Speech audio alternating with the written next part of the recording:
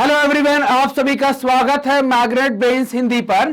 मेरा नाम है अंकुर बबेले और आप मेरे साथ पढ़ रहे हैं कक्षा 9वीं का राजनीति विज्ञान। हम राजनीति विज्ञान के अंतर्गत चैप्टर नंबर 3 का अध्ययन कर रहे थे। चैप्टर नंबर 3 का नाम है चुनावी राजनीति। आज हम इस चैप्टर के एक नए टॉपिक के ऊपर बात करेंगे। इस टॉपिक का नाम है मतदाता सूची, जिसको हम कहते हैं वोटर लिस्ट भी कहते हैं। तो वोटर्स लिस्ट के ऊपर भी हम आज बात करने वाले हैं। इसके पहले हमने चुनाव क्षेत्र के बारे में, आरक्षित निर्वाचन क्षेत्र के बारे में ये सारी बातें पहले ही कर ली हैं। तो हम ये सब चीजें समझ चुके हैं कि भाई निर्वाचन क्षेत्र क्या होता है, आरक्षित निर्वाचन क्षेत्र क्या होता है। हम ये भी जानते हैं कि कुछ लोग वोट डालते हैं और हम ये भी जानते हैं कि 18 साल से अधिक के व्यक्ति वोट डालते हैं। तो अब ये वोट डालने वाले व्यक्तियों का निर्णय कैसे होता है, कौन वोट डालेगा कौन नहीं डालेगा? क्या हर एक 18 से ज्यादा का व्यक्ति वोट डालेगा? मतलब मान लीजिए कि कल वोट डालना है, मान लीजिए कल वोटिंग है और आज मेरा 18वां जन्मदिन हो गया, तो क्या मैं कल जाकर वोट डाल सकता हूं क्या? तो ये सारी बातों के जवाब हम लेने की कोशिश करेंगे इस वीडियो के माध्यम से। उसी सब चीजों के लिए कौन वोट डाल सकता है, कौन नहीं डाल सकता है, कब डाल सकता है, कब नहीं डाल सकता है, इसके लिए एक लिस्ट तैयार की जाती है। उस लिस्ट को हम कहते हैं मतदाता सूची या वोटर लिस्ट उसको कहा जाता है। इसी वोटर लिस्ट के ऊपर हम आज चर्चा करने वाले हैं। इस वीडियो में आगे बढ़ने से पहले आपकी जानकारी के लिए बता दें कि मैग्नेट ब्रेन्स जाना जाता है अपनी मुफ्त शिक्षा के लिए। मतलब कि आपको यहां पर किसी प्रकार का कोई पेमेंट नहीं करना है। आपको सभी वीडियोस यहां पर मिलते हैं बिल्कुल निःशुल्क, वो भी क्वालिटी कंटेंट और क्वालिटी टीचर्स के साथ। अब बात करेंगे कि जो मतदाता सूची है वो क्या कहलाती है, आपकी क्या होती है, उनके ऊपर हम विशेष तौर पर चर्चा करने वाले हैं। निर्वाचन क्षेत्र के बारे में हमने बहुत अच्छे से पढ़ा है। हम जानते हैं कि निर्वाचन क्षेत्र क्या कहलाता है। निर्वाचन क्षेत्र, जैसे कि आपने ये उत्तराखंड का ये एक इलाका देख लिया, उत्तराखंड की फोटो देख ली, ये मैप है उत्तराखंड का। तो इसमें ये जो आप नंबर देख पा रहे हैं 1 2 3 4 5, ये सब क्या है, इसके निर्वाचन क्षेत्र है। ये क्या है, इसके सभी के सभी निर्वाचन क्षेत्र है। निर्वाचन क्षेत्र का मतलब क्या है, ये सब लोकसभा के निर्वाचन क्षेत्र है। मतलब यहां से 1 सांसद, 2 सांसद, 3 सांसद, 4 सांसद, टोटल 5 सांसद यहां से जाएंगे। और जो हमने पिछली बार आरक्षित निर्वाचन की बात की थी, वो भी हमने देख लिया कि इसमें से 5 में से 1 सीट आरक्षित है, वो एससी कैटेगरी के आरक्षित की गई है। मतलब क्या है, मतलब यह है कि इस आरक्षित नंबर जो सीट नंबर 3 है या निर्वाचन क्षेत्र क्रमांक 3 है, इस क्षेत्र क्रमांक 3 से एससी समुदाय का, मतलब कि अनुसूचित जाति का व्यक्ति ही चुनाव लड़ सकता है। भले 20 लोग अनुसूचित जाति के हों, तो 20 के 20 चुनाव लड़ना, यहां से जो विजेता होगा वो सिर्फ अनुसूचित जाति का ही होगा, है ना। और चुनाव में भागीदारी भी अनुसूचित जाति की हो पाएगी, तो यह आरक्षित है। और चक्रीय होगा तो हो सकता है अगली बार यह आरक्षित हो जाए या यह आरक्षित हो। जहां पर भी क्या होगा, जहां पर भी अनुसूचित जाति की संख्या पर्याप्त होगी, जनसंख्या पर्याप्त होगी, वहां पर यह आरक्षण कर सकते हैं। इस आरक्षण को रोटेट किया जाता है, घुमाया जाता है। तो निर्वाचन क्षेत्र के बारे में हमको पता था कि यह हमारा निर्वाचन क्षेत्र है। हमने हर एक राज्य को और पूरे देश को ऐसे निर्वाचन क्षेत्रों में बांटा हुआ था। अब समस्या आती है कि यहां से जो हम प्रतिनिधि चुनते हैं, उन प्रतिनिधि को वोट कौन करता है, इस प्रतिनिधि को यहां से वोट कौन डालेगा, मत कौन डालेगा। मान लीजिए कि क्षेत्र क्रमांक 1 से कोई जाना है, तो कौन मत डाल सकता है, ये कैसे निर्णय होगा? एक आदमी कितने मत डाल सकते हैं, कैसे पता चलेगा? हम गए, हमने 5 खट खट खट खट खट लगा दिए, बटन दबाने गए, मशीन में लगाई, तो हमने एक साथ 4-5 दबा दिए। तो कौन मत डालेगा, कैसे मत होंगे, इनके बारे में बात करनी है। तो सबसे पहले आपको बता दूं कि आप 4-5 बार वोट नहीं दे सकते, क्योंकि आपको एक वोट देने का अधिकार होता है एक बार में। मतलब कि आपको क्या अधिकार होगा कि आप सिर्फ एक वोट दे पाएंगे और आपकी वोट की कीमत भी एक होगी। तो आपको चाहे ईवीएम मशीन मिले तब भी आपको एक ही बटन दबाना होता है, या बैलेट पेपर पर आपको सील लगानी हो तो भी आपको एक बार ही सील लगानी पड़ती है। 2 बार आप लगा देंगे तो आपका वोट क्या हो जाएगा, खराब हो जाएगा, उसकी गिनती नहीं होगी, उसको इनवैलिड बोल देंगे, खराब वोट में उसको डाल दिया जाएगा। तो निर्वाचन क्षेत्र है, इन निर्वाचन क्षेत्र में कौन वोट दे सकता है, कौन वोट नहीं दे सकता है, ये सवाल हमारे दिमाग में चल रहे थे। तो इन सवालों का जवाब लेने की कोशिश ही इस वीडियो के माध्यम से की जाएगी। तो लोकतांत्रिक चुनाव में मतदान की योग्यता रखने वालों की सूची चुनाव से काफी पहले तैयार कर ली जाती है और हर किसी को दे दी जाती है। मतलब आपको गांव में भी मिलेगी, ब्लॉक में मिलेगी, जिला में मिलेगी, सब जगह आपको उसकी लिस्ट मिलेगी। तो हर किसी को दे दी जाती है। जो मतदान करने की, मतलब मतदान की योग्यता रखने वालों की जो सूची होती है, उस सूची को ही आप क्या कहते हैं, मतदाता सूची कहते हैं। क्या योग्यता होती है मतदान की योग्यता के लिए? तो आपको 18 साल या 18 से ज्यादा हो जाना चाहिए, भारत का नागरिक होना चाहिए, और जहां पर आप मत देने वाले हैं वहां के आप निवासी हो, वहां आप रह रहे हो, तो इस कारण से आप वहां पर मत दे सकते हैं। ये छोटी छोटी शर्तें होती हैं, अगर आपने ये पूरी कर दी आपका नाम मतदाता सूची में जुड़ जाएगा, वो लिस्ट आ जाएगी, आप वोट यहां पर दे पाएंगे। ऐसा कभी नहीं होगा कि कल चुनाव होना है और आज अपन ने 18वां जन्मदिन मनाया और अपन कहेंगे कल वोट देने का अधिकार जो नहीं होगा। ये क्या होगा, 4-5 महीने, 6 महीने, 8 महीने पहले लिस्ट तैयार हो चुकी होगी। इनका काम लगातार चलता रहता है, हर 2 साल 5 साल के अंतराल पर, मतलब रेगुलरली कभी ना कभी काम चलता रहता है, क्योंकि हर साल लोगों की उम्र बढ़ रही है, नए लोग पैदा भी हो रहे हैं, कुछ लोग स्वर्गवासी, मतलब कुछ लोगों का देहांत हो रहा है। जो जिनका देहांत हो रहा है उनके नाम काटने भी पड़ रहे हैं, और जो नए लोग योग्य हो रहे हैं या वो क्राइटेरिया पूरा कर रहे हैं उनके नाम जोड़ने भी पड़ते हैं। इस कारण से क्या होता है कि ये प्रक्रिया चलती रहती है। तो यहां पर जो वोट देने वाले लोग होंगे उनकी एक लिस्ट तैयार करेंगे, उस लिस्ट को ही हम मतदाता सूची या वोटर लिस्ट कहते हैं। वोटर लिस्ट का आप देखेंगे तो ये पन्ना है, पहला पन्ना, तो ये पहले पन्ने के 3 टुकड़े हमने लगाए हैं यहां पर। तो आप वोटर लिस्ट कभी देखेंगे तो सबसे पहला पन्ना आपको देखने को मिलेगा, वहां पर लिखा होगा ऐसा, निर्वाचक नामावली, और जिस भी साल का होगा 2009 या 2019, 2022, और कहां का है, ये बिहार का है तो बिहार का होगा। आप इसमें देखेंगे तो क्या होगा, सबसे पहले आपको मिलेगा कि विधानसभा क्षेत्र संख्या, नाम और आरक्षण की स्थिति, विधानसभा क्षेत्र की संख्या कौन सी है, उसका नाम क्या है और वहां पर आरक्षण कैसा है। यहां पर विधानसभा क्षेत्र की संख्या 19, विधानसभा का नाम है मोतिहारी और आरक्षण की स्थिति है सामान्य। ऐसा ही लिखा होगा लोकसभा क्षेत्र की संख्या, नाम और आरक्षण की स्थिति। तो लोकसभा के लिए क्या है, लोकसभा की आरक्षित संख्या क्या है, 3। लोकसभा की सीट कौन सी लगती है, पूर्वी चंपारण, और स्थिति क्या है, सामान्य, आरक्षण की स्थिति क्या है, सामान्य। तो ऐसा आपको लिखा मिलेगा। फिर इसके बाद क्या होगा, पुनरीक्षण का विवरण, मतलब कि कब कब इसका रिवैल्यूएशन कर लिया गया है तो उसका डिटेल। तो पुनरीक्षण का वर्ष जो था मतलब 2019 में किया गया था। ठीक, यहां पर उसकी अहर्ता की तिथि डाल दी कि कब से कब तक, मतलब हम किस डेट तक के लोगों को यहां पर योग्य मान रहे हैं। तो 1/1/2019 तक के लोग योग्य होंगे और उनको हम इस पर शामिल करेंगे। पुनरीक्षण का स्वरूप कैसा है, विशेष स्वरूप है, संक्षिप्त तरीके से किया गया है। प्रकाशन कब हुआ है, तो 1/9/2018, मतलब 1 साल पहले कर लिया और 1 साल बढ़ाकर हमने ले लिया था। तो ये वोटर लिस्ट कब पब्लिश हो गई है। निर्वाचक नामावली की पहचान क्या है, तो कब की गई है, कैसे की गई है, ये सारी चीजें लिख देंगे, प्रकाशन का वर्ष लिख देंगे। फिर दूसरा आता है भाग व मतदान और क्षेत्र का विवरण, मतलब यहां पर कौन कौन से इलाके या कौन कौन से भाग शामिल होंगे वो लिख देंगे। तो उसी का भाग ये है, जैसे आप देखें यहां पर कि मुख्य ग्राम क्या है, जिटकहिया टोला बहुअरी है ना, ये गांव का हो गया। डाकघर कौन सा लगेगा, जिटकाही। थाना कौन सा है, लखौरा। राजस्व हल्का 001, ये नंबर लिख जाएगा। पंचायत कौन सी है, जिटकहिया आया ना। अंचल कौन सा है, मतलब वहां पर अंचल कहलाते हैं, हमारे यहाँ पर मंडल या जनपद कहलाता है तो मोतिहारी। प्रखंड मतलब ब्लॉक कौन सा लगेगा, तो मोतिहारी। अनुमंडल कौन सा लगेगा या उपमंडल कौन सा लगेगा, तो मोतिहारी सदर। जिला कौन सा लगेगा, तो पूर्वी चंपारण। पिन कोड क्या होगा, तो ये ऐसी डिटेल लिखनी पड़ेगी कि हम किस जगह की वोटर लिस्ट देने वाले, इससे क्या है करेक्ट पहचान हो पाए कि हम इसी गांव की, इसी इलाके की वोटर लिस्ट दे रहे हैं। उसी का तीसरा भाग क्या कहेगा, तीसरे भाग में मतदान केंद्र का विवरण होगा, मतलब वार्ड वाइज वोटर लिस्ट तैयार होंगे तो कौन से लोग कहां पर मतदान दे सकते हैं। तो मतदान केंद्र की संख्या व नाम, तो यहां पर लिख देंगे भाई ये सरकारी स्कूल में है, यहां पर आपको जाना है। फिर मतदान केंद्र का भवन का पता क्या है, तो कहां पर है, तो ये पता लिख दिया, जो भी होगा पता यहां पर पता लिख देंगे। मतदान केंद्र की विशेष हैसियत क्या है, तो सामान्य मतदान केंद्र है, मतलब कई बार क्या होता है महिलाओं के लिए बना देते हैं कि यहां पर सिर्फ महिला वोट डालेगी। कई बार विकलांगों के लिए मतदान केंद्र बन जाता है, कई बार ऐसा मतदान केंद्र बनता है जहां पर जो बूढ़े लोग हैं वो जाते हैं, तो ये कैसा सामान्य सब लोग जा सकते हैं।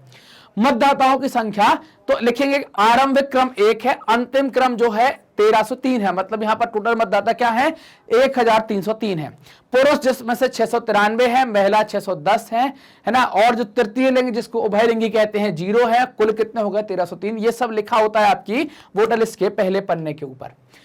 अब ये आती है वोटर लिस्ट का पहला पन्ना आपका खत्म होगा तो आप उसको पलटाएंगे, तो पलटाने के बाद आपको मिलेगी ऐसी चीज।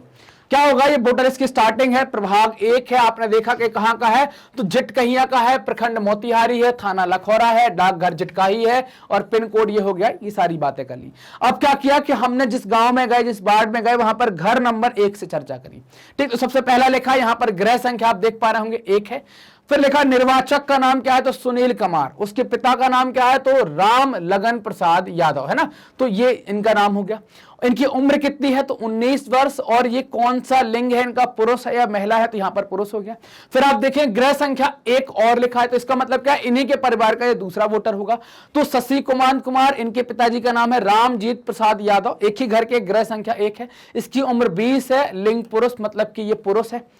आप देखें फिर गृह संख्या 2, मतलब अगले घर में गए तो वहां पर देखा नजरत खातून, पति का नाम है मजहर आलम, गृह संख्या 2 है, उम्र 27 है और ये महिला है, तो लिंग में क्या लिख दिया, महिला।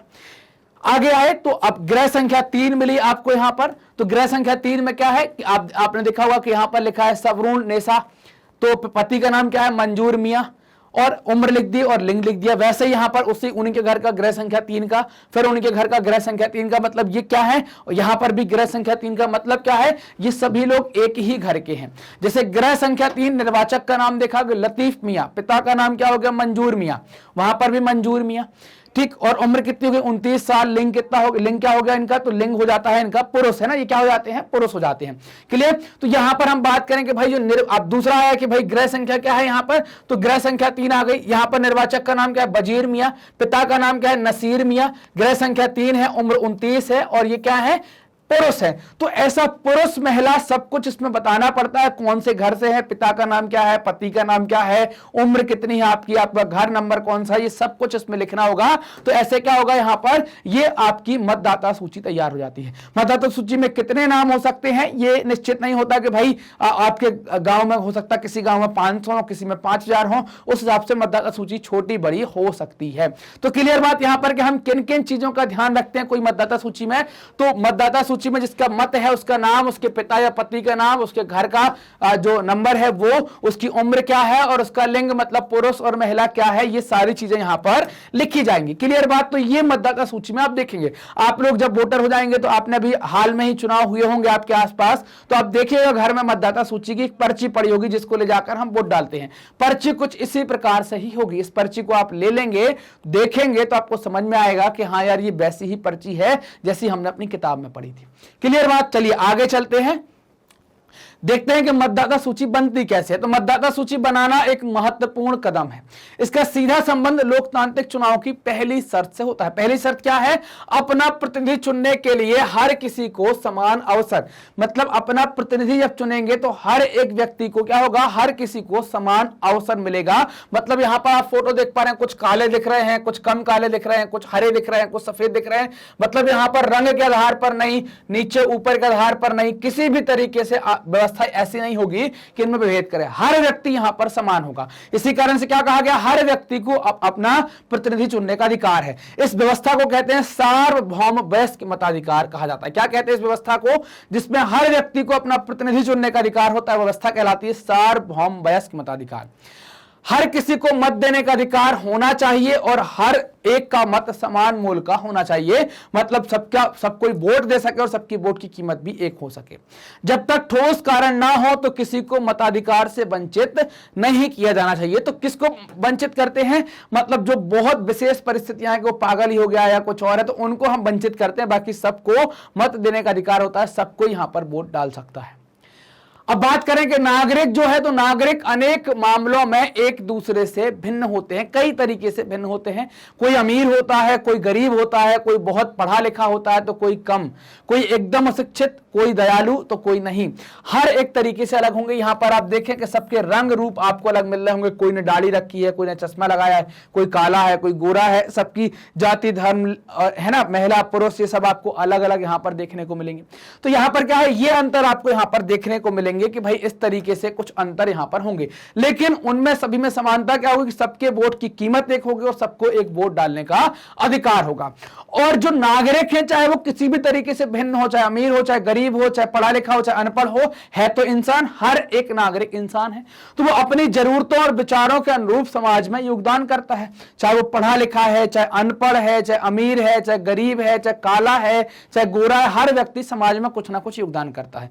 इसीलिए सभी को प्रभावित करने वाले निर्णयों में सभी की भागीदारी होनी चाहिए। इसलिए जनता के द्वारा ही हम अपने प्रतिनिधियों को चुनते हैं, ताकि वो जब हमारे लिए निर्णय बनाए, हमारे लिए कोई कानून बनाए, कोई निर्णय लें, तो हमें कोई तकलीफ ना हो। हमें पता चले कि भाई हम लोगों के द्वारा वोट डालकर इसको ही चुना गया था, यही हमारे प्रतिनिधि हैं। हमारे देश में 18 वर्ष या उससे ऊपर की उम्र के सभी नागरिक चुनाव में वोट डाल सकते हैं।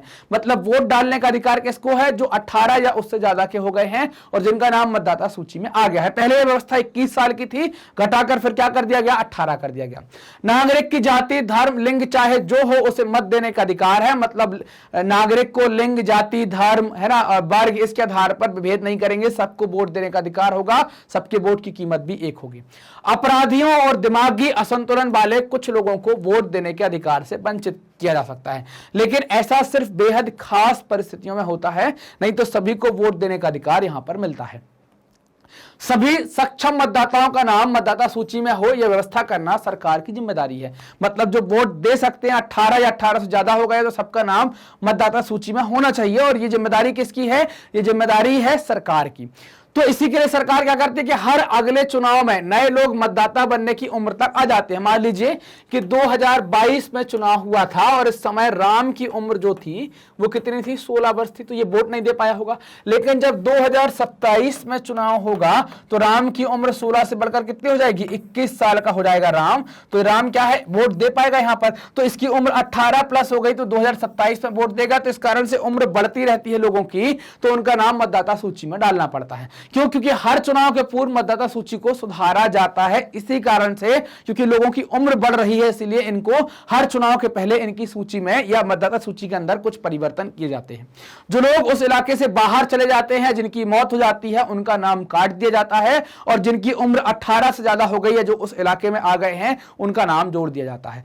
हर 5 वर्ष में मतदाता सूची का पूर्ण नवीनीकरण किया जाता है। आंशिक रूप से नवीनीकरण चलता रहता है, लेकिन 5 साल में पूर्ण रूप से नवीनीकरण कर देते हैं। ऐसा मतदाता सूची को एकदम ताजा रखने के लिए, ताकि हमारी मतदाता सूची अपडेट रहे, कोई भी अपने मत के अधिकार से वंचित ना हो सके, इस कारण से ऐसा किया जाता है।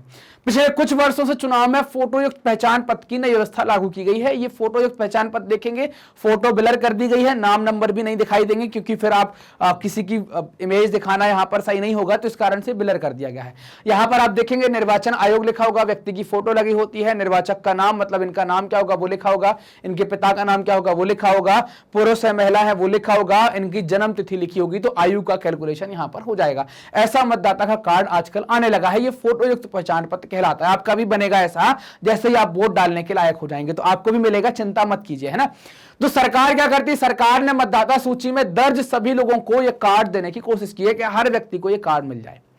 वोट देने जाते समय मतदाता को यह पहचान पत्र साथ रखना होता है, जिससे किसी एक का वोट कोई दूसरा ना डाल सके। फोटो दिख जाए कि भाई तुम ही हो, तुम अपना वोट डाल रहे हो।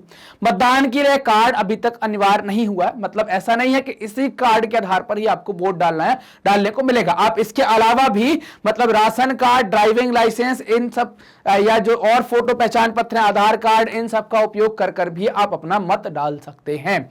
तो ये बातें हमने की कि मतदाता सूची के अंदर, और उसी में हमने मतदाता सूची के अंतर्गत ही क्या छप जाता है हमारा मतदाता पहचान पत्र फोटो युक्त, तो उसकी भी हमने चर्चा की कि वो कैसे यहां पर बन जाता है और क्या काम करता है, उससे हम वोट डालते हैं। लेकिन वो अनिवार्य नहीं है, वो आपका खो गया तो आप आधार कार्ड या राशन कार्ड या फिर आप ड्राइविंग लाइसेंस, इनकी मदद से भी आप वोट डाल सकते हैं। तो यहां पर हमने सारी चर्चा की कि मतदाता सूची होती क्या है, तैयार कैसे होती है, नाम कैसे लिखे जाते हैं, है ना, मतदाता सूची का पहला पन्ना कैसा होता है, ग्रहों के हिसाब से, घर संख्या के हिसाब से लोगों को कैसे ऐड किया जाता है। ये सारी चर्चा हमने मतदाता सूची के अंतर्गत की।